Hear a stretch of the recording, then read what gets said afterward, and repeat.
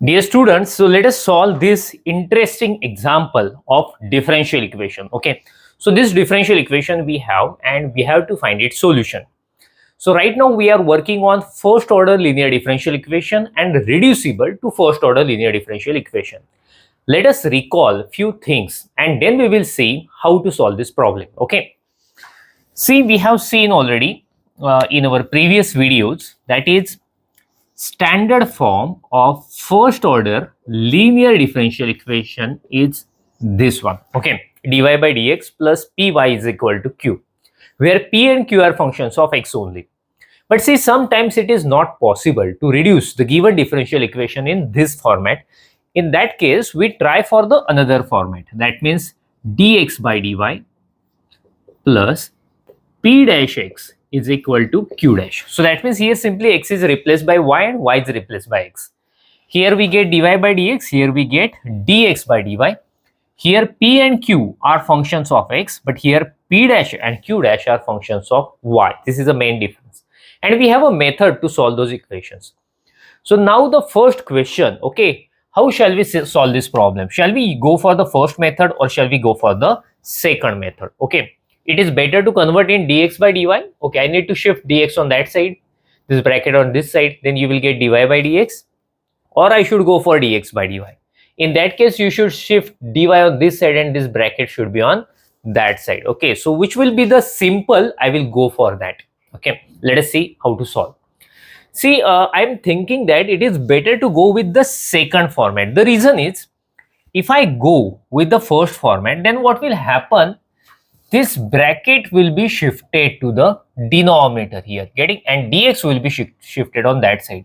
But see, when you have such complicated terms in denominator, so it will create complications, more complications. When we solve the problem, we will not get the answer easily, since already we have very high terms, very complicated terms in the denominator. So it is always better to shift dy on this side and this bracket should be on that side. So let us start to do. Okay, so let me write what we have. I'm going to write given differential equation. We have 1 plus y square dx is equal to tan inverse y minus x dy. Okay, I'm going to convert in a second format. It means I want just dx by dy.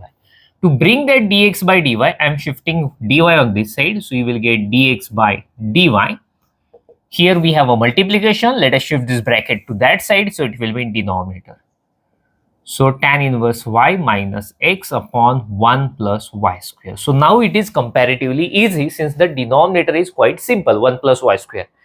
If you go for the first method, then in that case, this term will be in denominator, which will be very complicated. Okay. But still we haven't got this format. Since you can easily see in this format, three terms we must have. Dx by dy, this p dash x and this q dash. Right now we have just two terms, dx by dy and this one. What will I do? I will divide separately. Okay, so let us see what will happen if you divide separately. Tan inverse y upon 1 plus y square minus x upon 1 plus y square, and this side we have dx by dy. So finally I achieved three terms, right? First term, second term and third term. But still we haven't got it, because in left hand side we have two terms, in right hand side we have a single term, and exactly opposite thing we have, right? Did you notice one thing? Term of x should be in left hand side. Okay, but and here the term of x is in right hand side. Let us shift it here, so it will be plus, since we have a minus sign there. So dx by dy plus x upon 1 plus y square is equal to tan inverse y upon 1 plus y square. Now it is exactly in that format. Okay, dx by dy, x into some function of y, which is 1 upon 1 plus y square, and in right hand side we must have the function of y. We got it here. This is a function of y. So let me mention what is my p dash. So here my p dash is 1 upon 1 plus y square. Okay, some students by mistake write x also, but don't write x. P dash must be a multiple of x. So you should remove that x and remaining part you're supposed to write q dash, that means the entire right hand side. So tan inverse y upon 1 plus y square. So finally we got our p dash and q dash. So now after that, what we have to do, we have to go for the integrating factor first. The formula is integrating factor is e raised to integration p dash dy. We go for the integrating factor. After getting integrating factor, I will go for the solution. The solution is x e raised to integration p dash dy, integration e raised to integration p dash dy, q dash dy plus c. So only two steps are there, integrating factor and then I directly solution. So that means we are just two steps away from the final answer. Okay, so let us complete it. I will go for the integrating factor first. Okay, what is integrating factor? Integrating factor is e raised to integration p dash dy. So e raised to. So in powers of e, we have to solve that integration. What is my p dash? It is 1 upon 1 plus y square. It is 1 upon 1 plus y square dy. So tell me, are you familiar with that formula? Integration 1 upon 1 plus y square. See, this formula I use, actually 1 upon a square plus x square. Okay, the formula says 1 by a tan inverse x by. So when you have this kind of function, we integrate it using this formula 1 by tan inverse x by. You can easily see a is not there, only 1 we have, that means value of a is 1, and at a place of x we have y. So tell me, what will be the integration? Integration will be e raised to the powers of e 1 by 1, since our a is 1. 1 by 1 means 1 itself, no need to write. Tan inverse x means y we have here, y by 1, that means y itself. So that means it is simply e raised to tan inverse y. That's it, final. Okay, so we got the integrating factor. So now we have to go for the solution only. Okay, so let me write first properly. We want space. Okay, so let me write solution. Solution is x e raised to integration p dash dy, integration e raised to integration p dash dy, q dash dy plus c. So we have to simply put the values x as it is. This integration we have already solved, right? And its value e raised to tan inverse y. This is equal to integration, same, e raised to tan inverse y.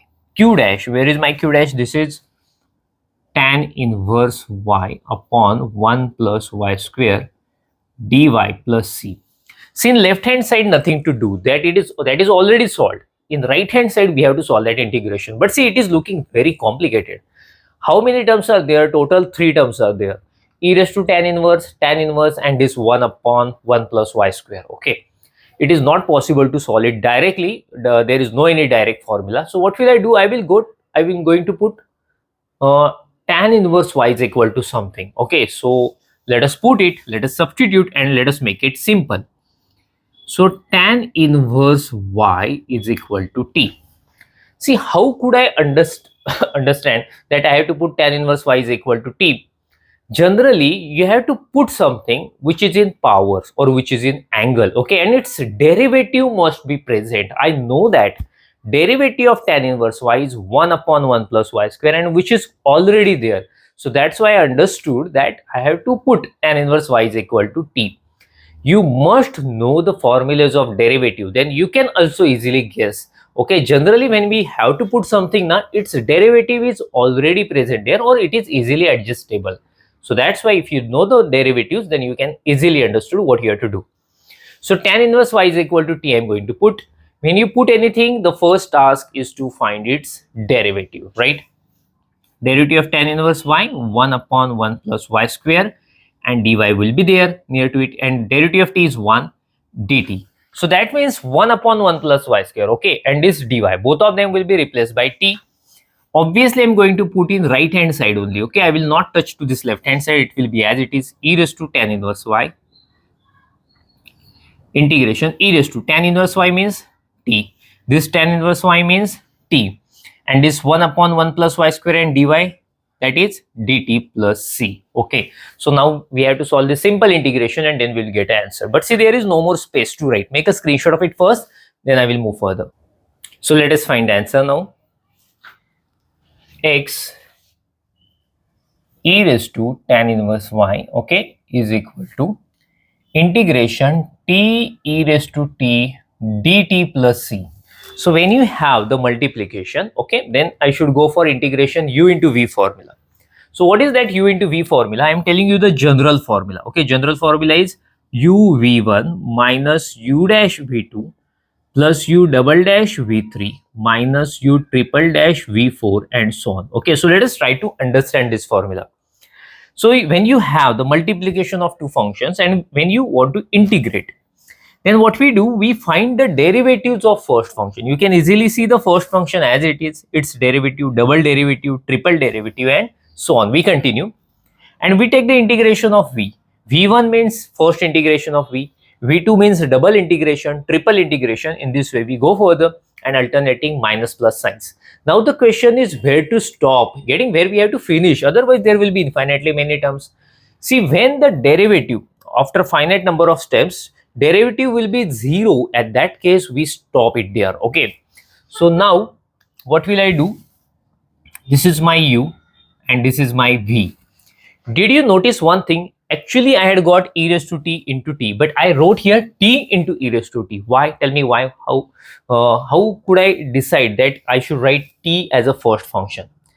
As I told you earlier, its derivative must be 0 after finite number of steps.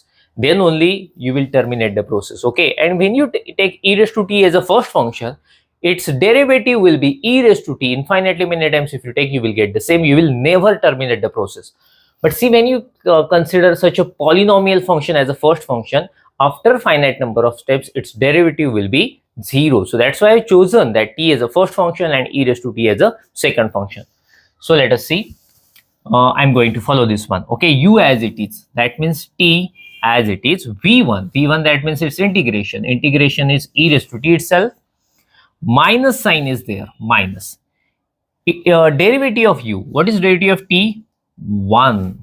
v2, that means v1, integration of v1, e raised to t integration, e raised to t plus u double dash, one more derivative, but now the one we have got which is constant. If you take one more derivative, it will be 0. So I should terminate the process there since I am getting derivative 0 and c will be there.